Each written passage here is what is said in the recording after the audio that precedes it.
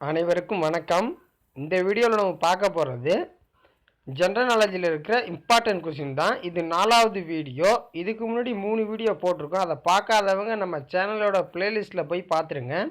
இந்த வீடியோ இப்போ வரவிருக்கிற பிசி மற்றும் எஸ்ஏ எக்ஸாமுக்காகவும் அடுத்து வரவிருக்கிற குரூப் 2, குரூப் 4 மற்றும் ஆர்ஆர்பி அனைத்து எக்ஸாம்களுக்கும் உங்களுக்கு பயனுள்ளதாக இருக்கும். ஸோ வீடியோவை கடைசி வரைக்கும் பாருங்கள், உங்களுக்கு பயனுள்ளதாக இருக்கும்.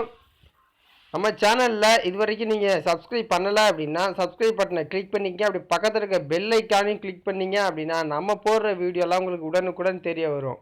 வாங்க வீடியோக்குள்ளே போகலாம். இந்தியா மயிலை தேசிய பறவையாக அறிவித்த ஆண்டு எது அப்படின்னா 1964.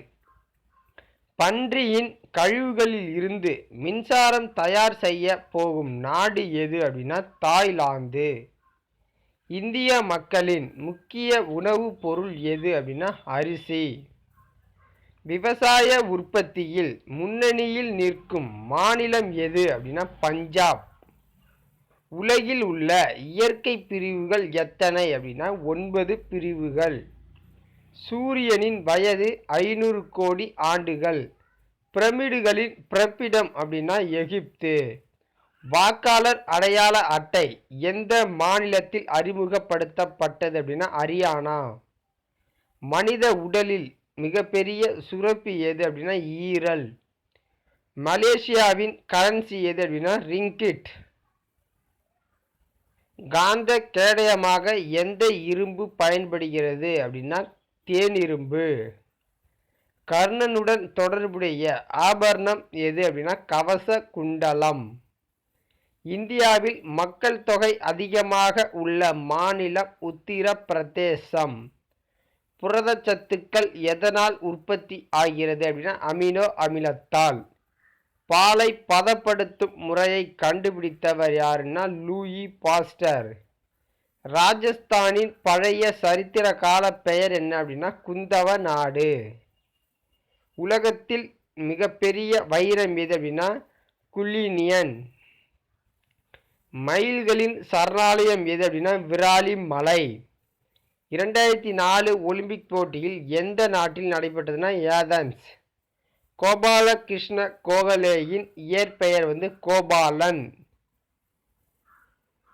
பேபின் தீவு எங்கு உள்ளது அப்படின்னா ஆர்டிக் கடல்ல இருக்கு பேபின் தீவு. இந்திய தேசிய கொடியில் இருக்கும் அசோக சக்கரத்தின் நிறம் நீலம். நெல்சன் மண்டேலா விடுதலை அடைந்த ஆண்டு 1990. பெங்களூரில் பெண்களுக்காக நடத்தப்படும் புத்தக கடையின் பெயர் என்ன அப்படின்னா ஸ்திரிலேகா. சாதாரண உப்பின் ரசாயன பெயர் என்ன அப்படின்னா சோடியம் குளோரைடு. அம்பிகாபதியின் தந்தை பெயர் என்ன அப்படின்னா கம்பர். யஜூர் வேதத்தில் எத்தனை பிரிவுகள் உண்டு அப்படின்னா 2. சில்வர் ஸ்டார் என்பது எந்த நாட்டின் உயர்ந்த விருதுனா ஜப்பான். இந்தியாவிற்கும் சீனாவிற்கும் இடையே உள்ள எல்லைக்கோட்டின் பெயர் மக்கோகன் எல்லைக்கோடு. மக்கோகன் எல்லைக்கோடு. எம்ஜிஆர் பிறந்த ஊர் மருதூர். உப்பு தண்ணீரில் வளரும் மரம் எதுனா மாங்குரோவ். 90 பாடல்கள் இடம்பெற்றிருந்த ஒரே திரைப்படம் இந்திர சபா. தயிரில் உள்ள உடலுக்கு அழகை தரும் வைட்டமின் பெயர் என்ன அப்படின்னா ரிபோஃப்ளேவின். வறுமை ஒழிப்பு தினம் எப்போது அப்படின்னா நவம்பர் 1. இந்தியாவின் முதல் பெண் மிருதங்க வித்வான் யார்னா ரங்கநாயகி. சிங்கப்பூரின் முந்தைய பெயர் என்ன அப்படின்னா டமாசக். வட இந்திய இசைக்கு என்ன பெயர் அப்படின்னா இந்துஸ்தானி சங்கீத். ஜான்சி ராணியின் பெயர் என்னன்னா லட்சுமி பாய். தமிழ் நாடக உலகின் தந்தை என போற்றப்படுபவர் சங்கரதாஸ் சுவாமிகள்.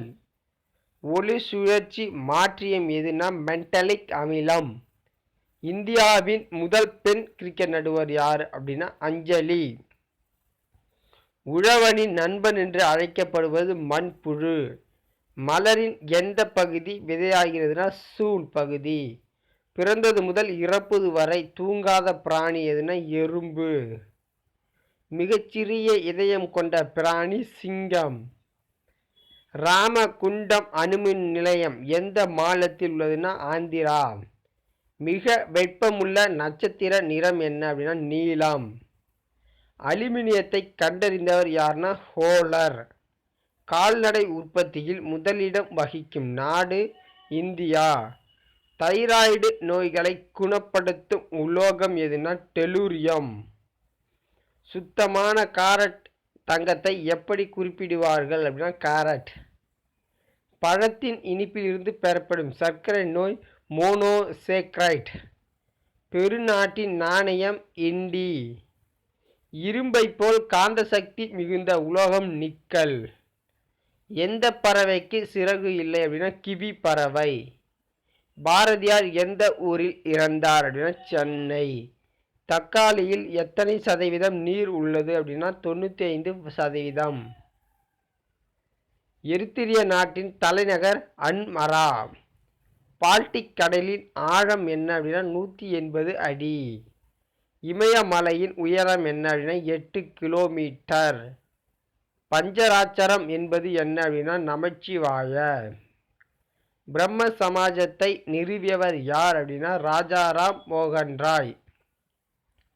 இன்டர்நெட்டின் தந்தை என அழைக்கப்படுபவர் யாருன்னா வின்டோன் செர்ஃப். தூக்க மாத்திரையை எந்த ஆண்டு கண்டுபிடித்தார்னா 1953. கரப்பான் பூச்சி எந்த தொகுதியை சார்ந்தது அப்படின்னா ஆர்த்தரோபோடா. தமிழக கவர்னர் வசிக்கும் இல்லத்தின் பெயர் ராஜ் பவன்.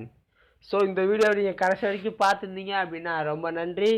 வீடியோவுக்கு தொடர்ந்து மென்மேலும் ஆதரவு தெரிவிங்க. வீடியோ உங்களுக்கு பிடிச்சிருந்துச்சுன்னா கமெண்ட் பண்ணுங்கள், முக்கியமாக லைக் பண்ணுங்கள், ஷேர் பண்ணுங்கள், சப்ஸ்கிரைப் பண்ணுங்கள். ரொம்ப ரொம்ப நன்றி.